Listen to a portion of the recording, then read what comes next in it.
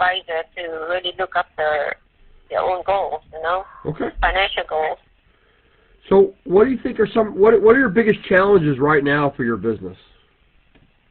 My challenges? Yeah, what are the biggest challenges? Right now, to find the right niche, Okay. the right clients. I have goals of targeting women-owned businesses, but to start off with, right now, I need to tailor my marketing where I not only can get the right kind of clients, but also be able to make it fit and work for me money-wise, revenues-wise. So, pricing and strategies has a lot to do with it, I'm sure, but that's where I'm developing it, where I wouldn't be having to work 80 hours a week for like 20 different clients, but can still make do with much less time, because I want family balance too, Sure. I want much less time to work, but also be able to get myself covered. So that's my challenge right now. Okay. But that's a solution. It just needs me to really figure out the right kind of strategy. Right. So, how have you developed your products and services? Like, how have you chosen what it is you're offering to your clients or potential clients? I haven't nailed it down, but like I said, I have a business coach that's working with me. Sure. What we've talked about is developing some kind of different kinds of packages depending on the business. So it's not like one size fit all. Like a particular business might need help with that daily operational task and payroll, for example, receivables or payables. So that's where I would tailor a package for that. And then a bigger company that's more well-established that already has somebody doing bookkeeping, maybe it can offer like a higher level profit and growth review, financial analysis, things like that on a oversight basis, and that's probably a higher package, so like I said, it just needs me to develop a package. And probably also training, that is one of my ideas, training people to use QuickBooks, training people on financial analytics so that they can understand what the numbers mean at least on a basic level. That could be something I can develop with videos and things like that too. Okay. So that's where I'm going right now. Perfect. Have you thought at all about your pricing structure? I have an idea based on what I need to get covered for living expenses right now, but obviously if I get to a point in maybe 2, 3 years, 5 years, when I can leverage that to be on a higher level, yes. But so are the costs you come up with so far, how do they compare to your competition? They higher, lower, or about the same? You mean my pricing? Yeah, your pricing. It will probably be lower because I've done the initial stages of my scoping out what the competition around my area. There's smaller bookkeepers around. I believe I can have a sort of an edge with them because I have more of a academic knowledge. But that being said, they also have experience behind, so nothing beats experience sometimes. But I believe that I do have some edge, but that's also bigger online outfits like bookkeeping. I think it's called bench.com or things like that people can go to that are bigger and maybe have more resources to help them.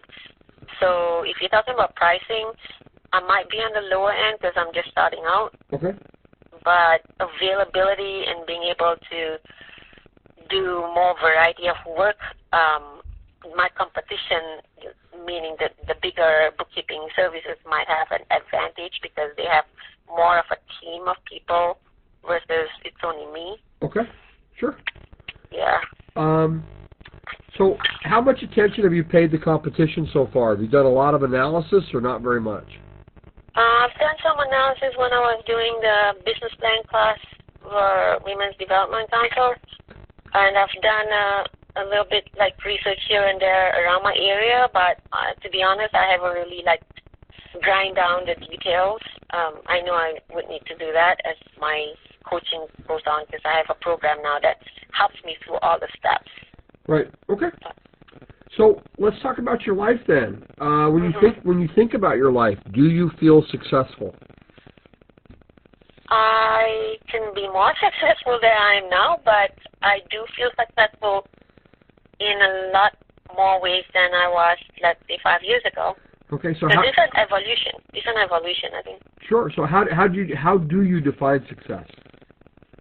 Success to me is pretty personal because it's not just accumulating wealth. Success to me is making life work for me in all aspects, in personal, in financial, in vocation, and stuff like that. But for me, success means that I have the time and money freedom to do whatever I want, but also feeling accomplished in my vocation where I'm helping others. The helping others has to be there. I truly believe we are all beings that don't live in an island. We got to be helping each other with what we're good at. So I want to feel passionate about what I do, and that also means helping people, add value to it, and which is a big thing. While I don't feel in corporation, it's like I'm not feeling that I am value added, in corporations, because I'm just a cog in the wheel. Sure. So I want that piece of feeling that I'm really helping someone while being passionate about it. So that's a huge feeling of being successful in career, in business. And then feeling successful that I'm managing my life, my outside work life with my family and stuff while making my vocation work as well around it. So does it answer your question? No, perfect. I'm just looking. It's more. I'm not looking for a specific answer. It's just more what you think.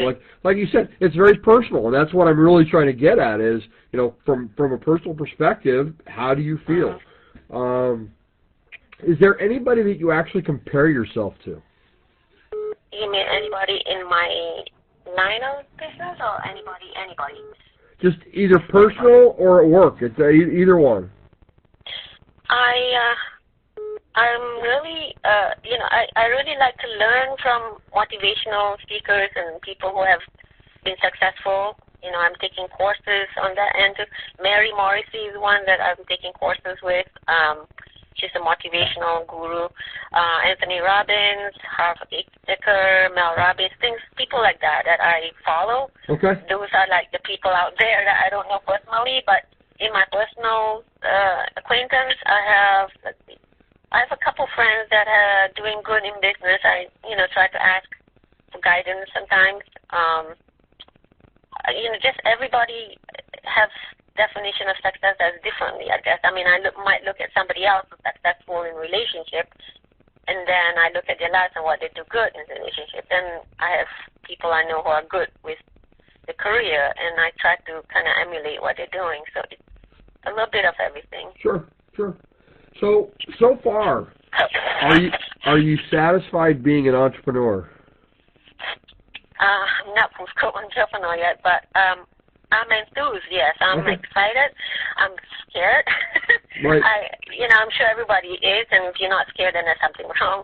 But that kind of gets me going to, try to make it work, I mean, I'm being very practical. I do have, financial obligations. I have a family to provide and things like that. And that keeps it real, but it also makes me more motivated to really put myself all out there instead of just like a side interest, Sure. So if everything's good, it'll work out somehow, I'm sure I'm going to have challenges and fall. Part of the game, but I'm ready to take the next step, one step at a time, that's it. So, you're still currently working for somebody else. Yes. But let's say you get, your business takes off. Are you looking to do that full time by itself? Yes, that's what my plan is. Next year is my target.